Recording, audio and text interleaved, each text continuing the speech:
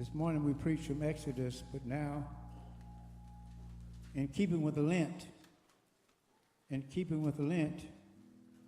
I must do this before Lent leaves us, because Lent calls us to turn from the things that can never love us back. Say it again, Brother Damon. Lent calls us to turn from the things that can never love us back. Yes, sir. That's important. So you ushers may sit. Once again, Lent calls for the things that can never love us back. I don't want to love anything or anybody that does not love me back. Anything or anybody that does not love me back. And so with that said, the only way that we can prevent that from happening to us is we have to learn how to kill sin. Yes, sir. We got to kill it. A couple of Friday nights ago, we filled this place with the movie War Room. Many of you have already seen it. Many of you enjoyed it. You watched it. Talk, man, talk. But the operative word in that thing is war. Yeah. Yeah, that's the operative word, and I think we kind of miss the war piece. But if we are going to ever get in a position to not to allow people or things that we love and never reciprocate, never love us back, something is wrong with us, and the wrong with us is this, is that we are slaves to sin. And the only way we can prevent people messing over us is to learn how to kill sin. The only possible attitude toward an out-of-control desire is a declaration of all-out war. Say that again, Damon. The only possible attitude toward an out-of-control desire, got to have that liquor, is a declaration of all-out war. The scripture reads, chapter 8, verses 12 and 13. Therefore, brethren, we are debtors, not to the flesh, to live after the flesh. For if we live after the flesh, you shall die. But if we through the Spirit do mortify the deeds of the body, you shall live. It's as simple as that. You will probably play at Christianity until you believe that life is war and that the stakes of victory are your own soul.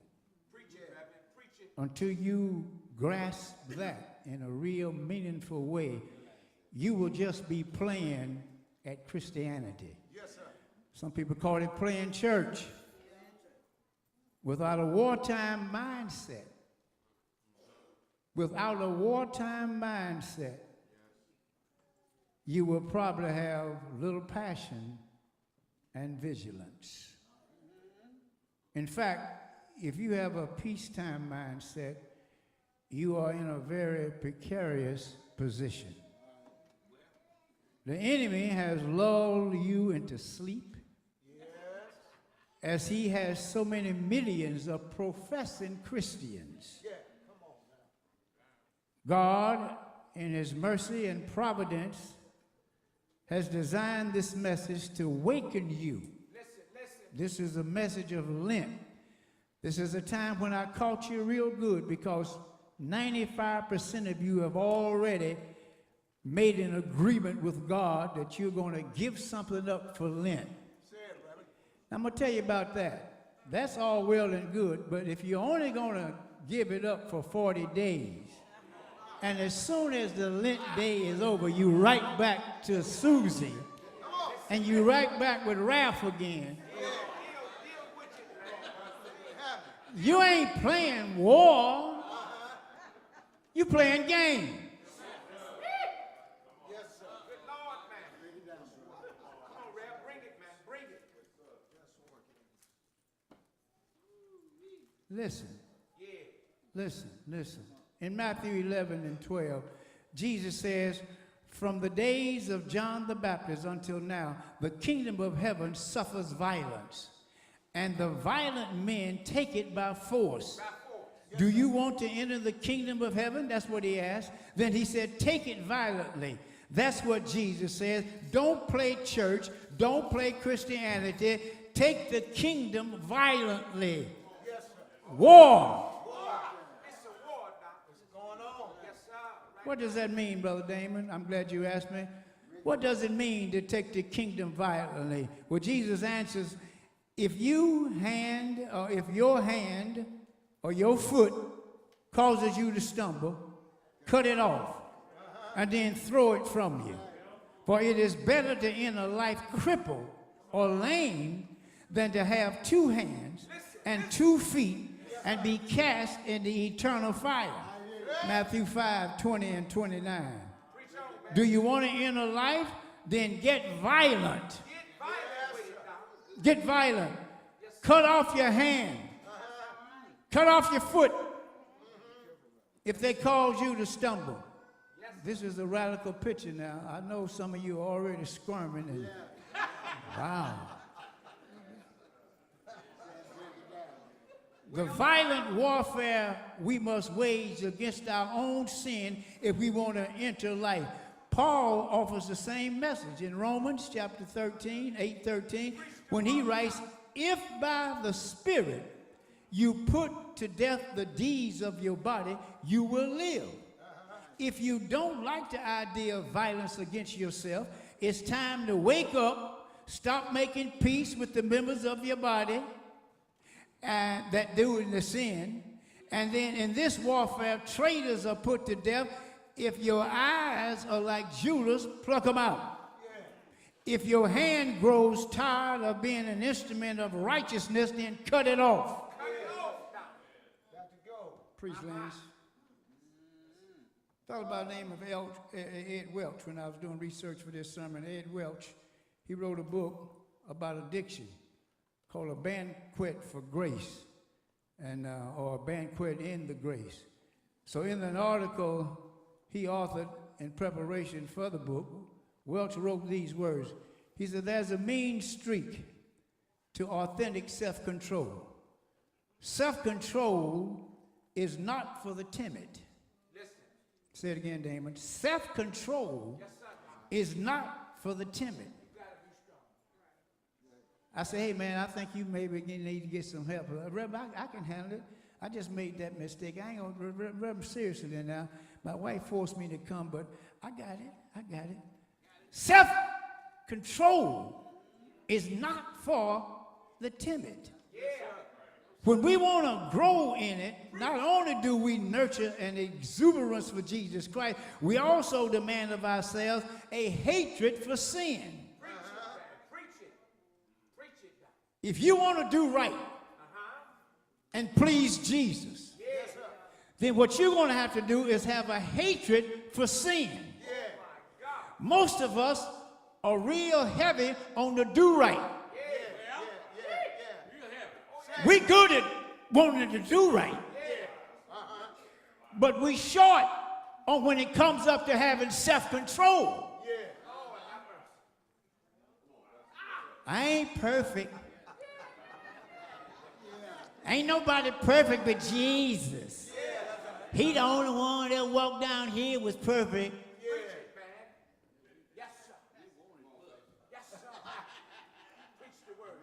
Ain't nobody arguing about that. We know you're not perfect, and we know he's the only one that ever walked down here was perfect. But what's that got to do with you trying to be better?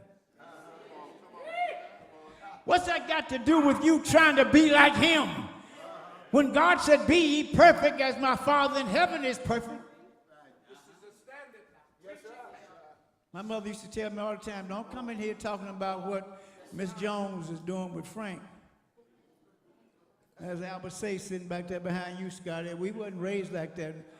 Mama said, I'm your mama. And Daddy said, I'm your daddy. You follow our rules here. What do you mean you got to be in at 9? Yeah, you got to be in at 9. And when you get to be 13, you can come in at 10. And then when you get grown, you can come in anytime you want to.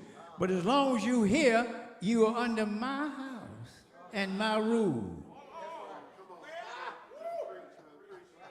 My God. Yes, sir. Well, no. Preach, Reverend, preach. Murmuring about imperfections and murmuring about failures and murmuring about addictions. But I see little war. Yeah. Don't just bellyache about your failures. Make war. I'm tired of hearing about how weak you are and what you're going through. If you're tired of it, then make war. Yes, sir. Yeah. You let me know every time you're not tired of it. You just want to suspend the rule right now because you probably got caught. Yeah. Yeah. Everybody gets good when they get caught. Everybody makes a whole lot of rules, I will do and I will be when they get caught. But as soon as everything dies down, they're right back to where it comes from. Yes, sir. Ooh-wee. Yes, sir. Preach it, Reverend, preach it. Most of us are like the doctor when he says, take 2 aspirins and call me tomorrow.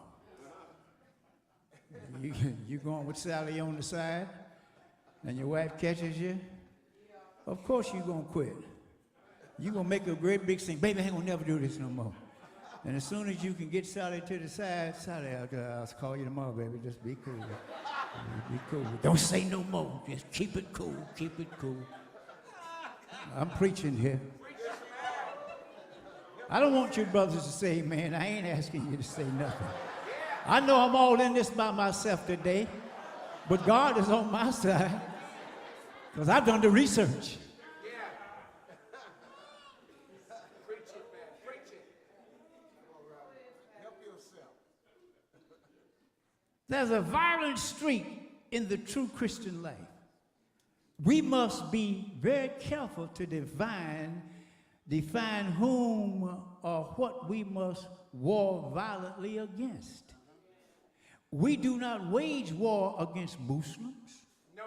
We don't wage war against Hindus or Buddhists, nor against atheists or secularists or nominal Christians, nor against wives or husbands or children or even honorary bosses. We wage war against every impulse to be violent toward other people. Christian violence is directed toward our own selves and all that is in us that would make peace with sin. Yes, sir. So the fight is not with anything or anybody exterior Listen, listen. or extemporaneous. The fight is with us. The war is with us. Yeah. Yeah, Reverend. Yes, sir. Preach it, man. When the brothers say, I ain't mad at you, hey, that's a good saying.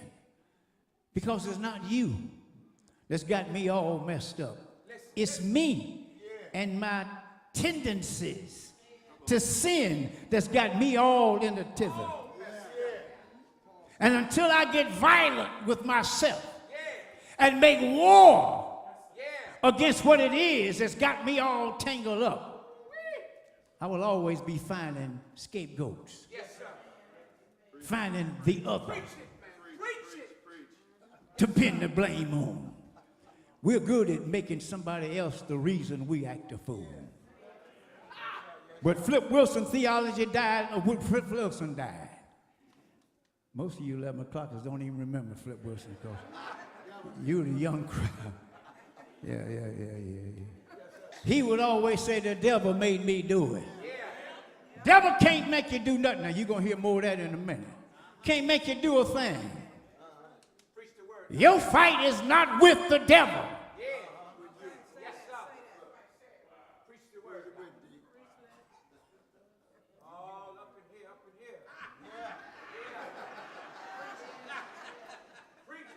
Let me tell you something. Christian violence is directed toward our own selves and all that is in us that would make peace with sin. It's violence against all lust or enslaving desire for food, caffeine, alcohol, pornography, money, the praise of man, power or fame.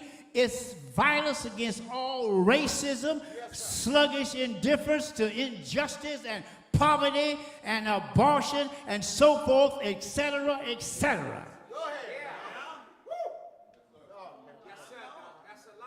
In the warfare described in Romans, Satan doesn't show up until chapter 16. Preach, Lance. We tend to think of spiritual warfare as primarily against Satan. That's true, for Paul does say that we war not against flesh and blood, but against principalities and powers and spiritual wickedness in high places. He does say that. However, nobody goes to hell because of Satan. Listen to this. Listen to this. Oh! Nobody goes to hell because of Satan. Satan doesn't have that power. No, sir. No, sir. No, sir. No, sir. Yes, sir. Yes, sir. Listen. The only reason we go to hell is sin. Fighting sin is much more important than fighting Satan. Yes, sir. Listen. We have formed colloquialism for everything we do, and we have accused Satan. He is the accuser of the brethren, but he's accusing us to God. Yes, sir. And if God ain't listening, why are we listening? Yeah. Yes, sir. The only reason we go to hell is because of sin. And fighting sin is much more important than fighting Satan. My biggest enemy is not Satan. My biggest enemy is my fallen, fleshly, rebellious, hostile, selfish Damon Lynch Jr.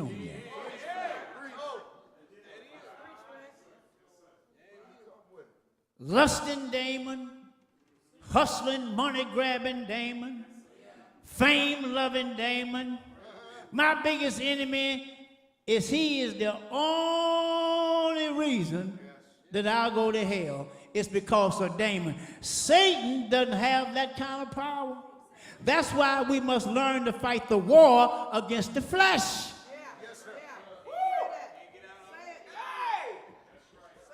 Some of you visitors will never come back here today. But this is the way I roll, y'all.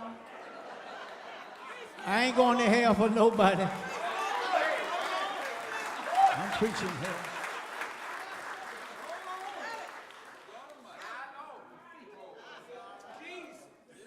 Concerning the war against the flesh, Romans 8:13 helps us to answer three critical questions. What are the deeds of the body? What does it mean to kill them?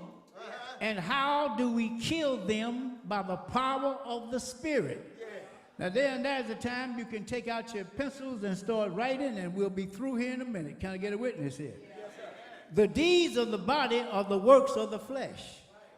What are the deeds of the body that we are to kill? Well, I'm glad you asked me. The answer to this question is found in chapters leading up to Romans. If you start reading in chapter 6, particularly chapter 6, Paul writes in 6:13, do not present your members, and by members, what he means here is the Omega people.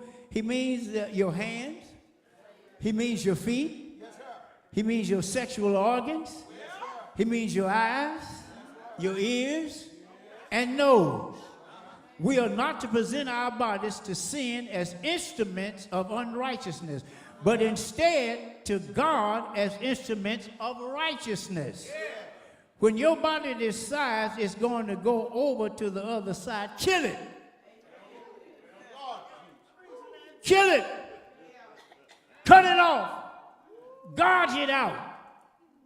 Christians should never think I'm justified by faith alone apart from the works of law. It doesn't matter if I do a little sin today.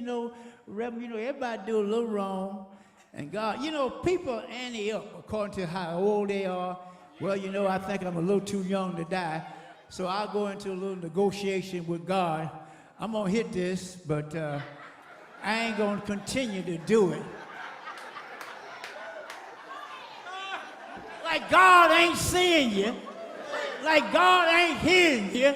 Like God don't know what you're thinking.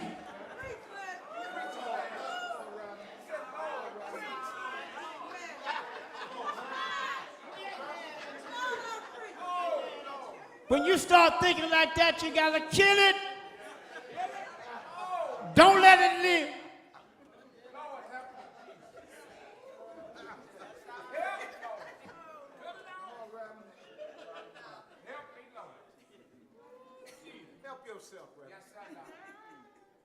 It doesn't matter if I do a little sin today.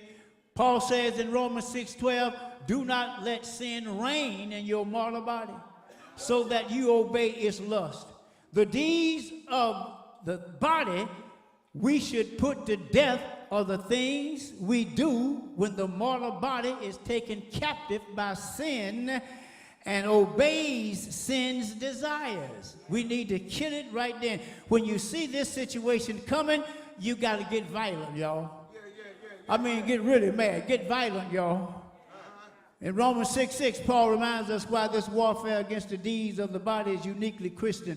There are plenty of non-Christians who make war on personal morality through asceticism. Some guys sit around and sit in a room and meditate all day, and people go into yoga and yoga forever and all kinds of stuff. And then you got plenty of self-improvement books. There's a self-improvement book everywhere.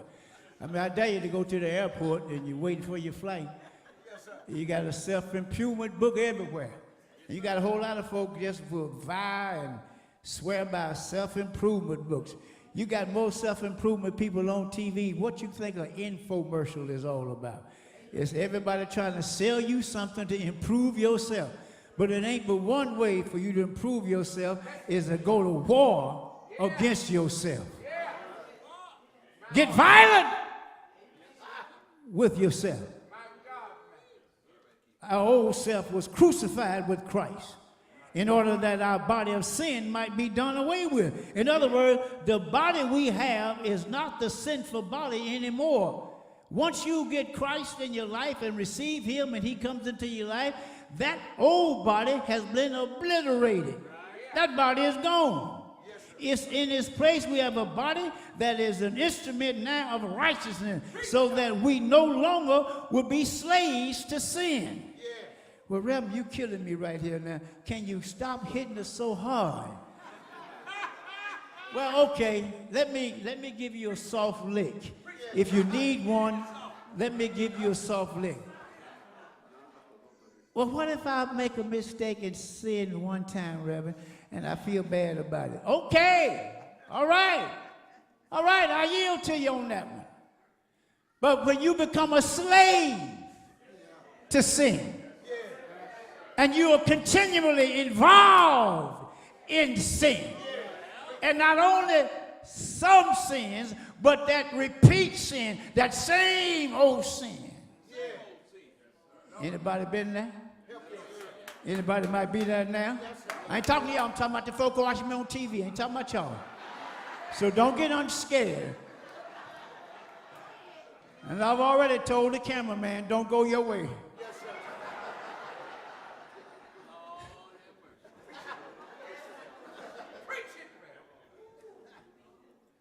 When you become a slave to sin, the union with Christ in his death is the key to putting to death the deeds of the body.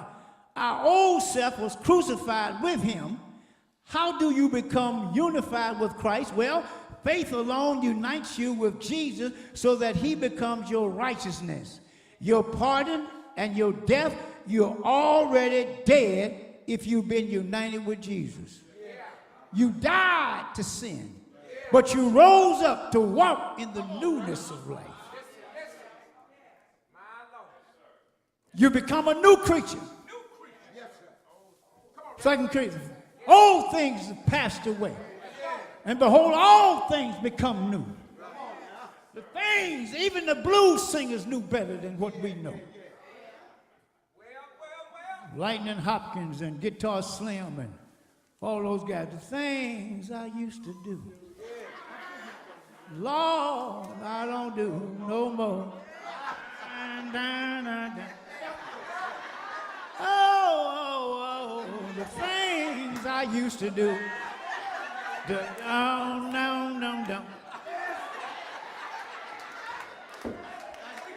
Lord, I don't do no more.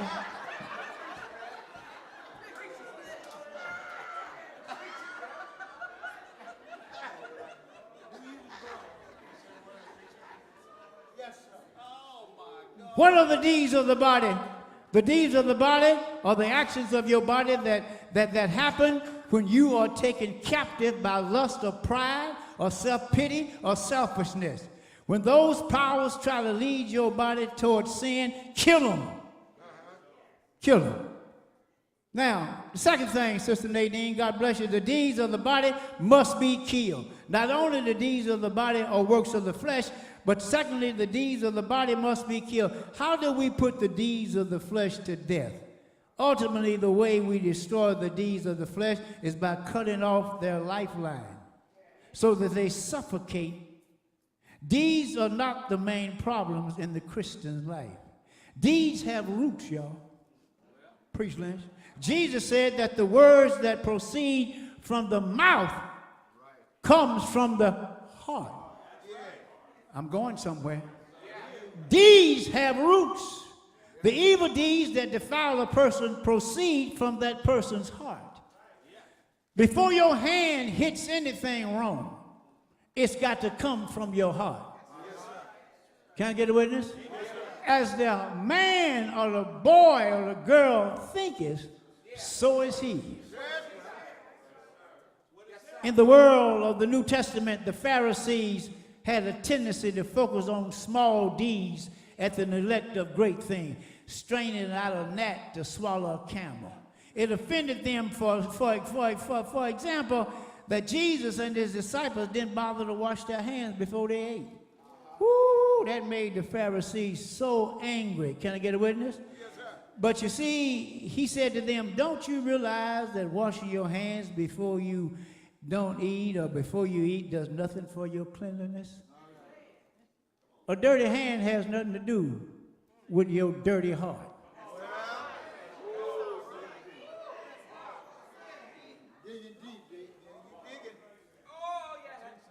Jesus is saying it's what comes out of your mouth while you talk at the table that damns you. Preach, Lynch. So Jesus commands you to cut off your hand or gouge out your eye if it leads you to do bad stuff like sin. He doesn't mean you should literally do it. Now listen to this. I'm going to help you again, because I know how you love you. He doesn't mean for you to literally do it. Can I get a witness? Because you would gain nothing at all by dismembering yourself. Rather, Jesus is talking about eliminating the source of sin instead of focusing on the sin itself. Don't focus on the sin, eliminate the source of the sin. And that's your heart. And I ain't talking about the muscle that pumps. I'm talking about the seat of the intelligentsia, the mind, where everything originates from. We got to clean our minds up, y'all. We got to make war on our mind. Sin is a heart itcher. It's because the heart that the hand does sinful things.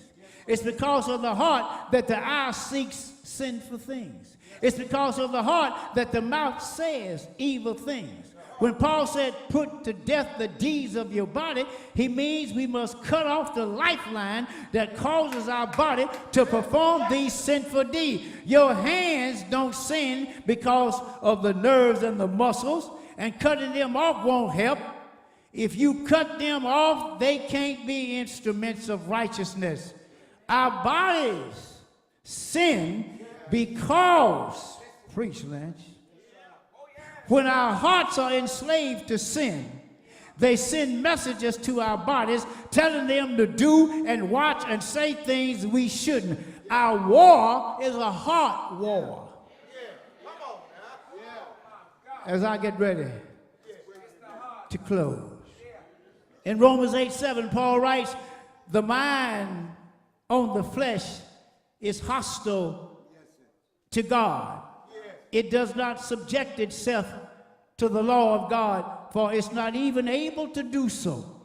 The root that gives life to the deeds of the body is the flesh, which is hostile toward God. This root has a tendency to love things like money and food and comfort more than they love God, because the flesh is the root of these deeds, and it must be slain. War. We got to suffocate it, or it will not provide life for our bodies by doing evil. Well, last point, Nadine, as I go home, there are 3 ways to kill the deeds of the body. 3 ways. You need to write them down. You need to write them down. There are 3 steps in killing the flesh by the power of the Spirit. Romans 8:5-6 provides a context for the first step. In these verses, Paul speaks about flesh and spirit. The same pair he later contrasts in verse 12 and verse 13. He writes these words, for those who live according to the flesh set their minds on the things of the flesh. But those who live according to the Spirit set their minds on the things of the Spirit. We want to be people who live according to the Spirit. Is that not right? Is that not right? Spirit is holding sway, and whose deeds are being put to death by the Spirit. In verse 6 and 13, Paul says that if you live according to the flesh, or set your minds on things of the flesh, you will die. On the other hand, in the same 2 verses, Paul says that if you set your mind on the Spirit and put sinful deeds to death, you will live. I choose to live. Well, Reverend, you 77 now. You ain't got much longer, so is it ever a time you can do some bad stuff? Because you've pretty much lived. So I know you ain't forgot how Jack Daniels tasted. I have not. It was good, and I'm sure it's still good. But when Jack and I were together, we got along famously when I was in my 30s and 40s. And then Jack crossed me when I was in my 50s and 60s. And Jack almost killed me at one time. So anytime somebody's all dead, I already told you, I started this out, I ain't gonna love nobody that don't love me back. And Jack stopped loving me. And when Jack stopped loving me, I put Jack down.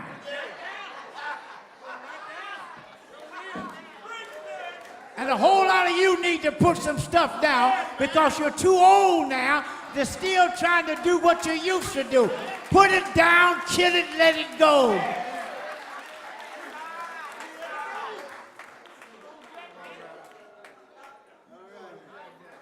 Don't sit there and look at me all smug like you don't know who I am at here. I'm preaching here.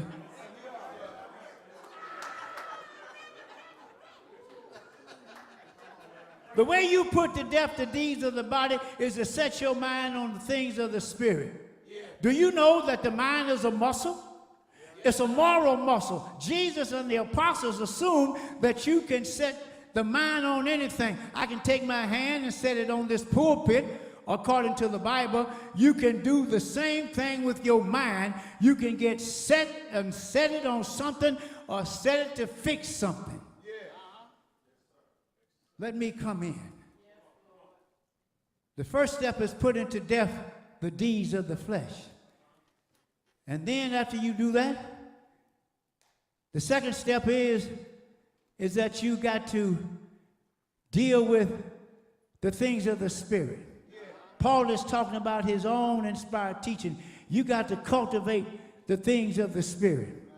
And the third step and the final step toward putting to death the deeds of the body is to bring the power of the spirit to bear upon your addictions.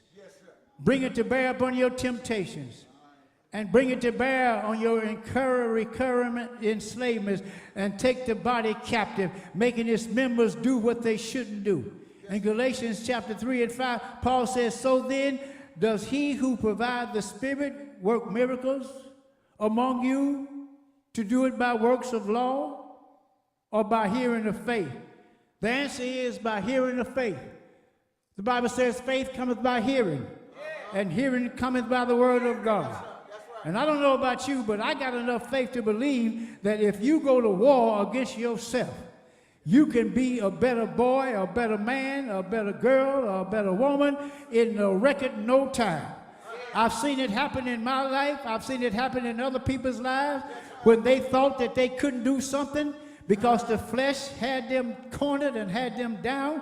I've seen people who just couldn't quit smoking.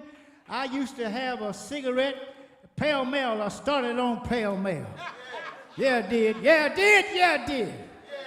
Started on Pale Male, and then from Pale Male, I went to Cool Filthy Kings. And then from Cool Filthy Kings, I went to Benson Hedges Menthol Tall. And one day, my son got a job at the American Cancer Society. And he brought home a little video strip that he had to memorize. So he used me and his sister and his mama to do his little presentation. We were his audience. And he set his little stuff up, had it going, and he showed a good lung, showed a bad lung. Never seen that before. Then he looked at me with tears in his eyes and said, Dad, I love you. I said, well, what's this got to do with the video? Come on, because I knew where he was getting ready to go. And I didn't want to hear it. Don't try to get me to quit smoking and pulling on my heartstrings. It ain't going to work. I love these Benson Hedges Menthol. And I don't want to know what's going on the inside of my body. So don't tell me no more. That's enough. Go on down there and take it to somewhere else. He said, no, Dad, I'm serious. You got to quit smoking, Dad. Come on, Dad. Come on, Dad. I said, Lord have mercy. And that made a great impact. I'm telling you how God works. A great impact. And then my daughter went to med school, and good God, she nailed it. She had a white cadaver and a black cadaver. And they both had different kinds of lungs. And she called me up one day and said, Dad, you got to quit smoking. She said, Prince was right. That's what we call my son. He was right, Dad. You got to quit smoking. She said, Dad, this ain't no plaything. And she said, Dad, I love you. Please quit. I said, good man. I said, okay, Chris, I'll pray over it. So I got myself together, and I went up, and my wife said, I tell you what. She said, I want you to call the window washer because these windows are dirty. I said, okay. I called the window washer, and he was downstairs washing, and he was getting along just beautiful, whistling, and every nice spring day, we spring cleaning and all that. And he was just doing his little stuff, and I hear the squeegee. I said, this cat is working. Then he gets upstairs to my bedroom, and he gets over there where I sleep. And my side is where the window is. And he's just going, and I said, what is all that brown stuff coming off the window? He said, somebody smokes. Who sleeps here?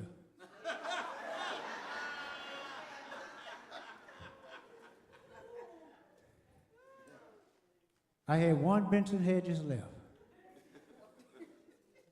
And I ain't gonna lie. I went in the bathroom and I smoked it. And I said, this is gonna be the last one. And I quit cold turkey because I went to war on Benson and Hedges. I went to war on Benson and Hedges. I went to war on cigarettes. I said, I'll be damned if it takes me out like this. I went to war. If it's killing you, go to war. Don't let it kill you. Go to war. Stand on your feet and give God some praise up in the house.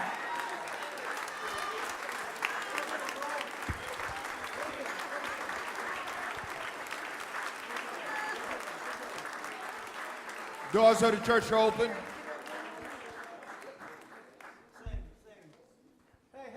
Doors of the church are open by baptism, by letter, by Christian experience.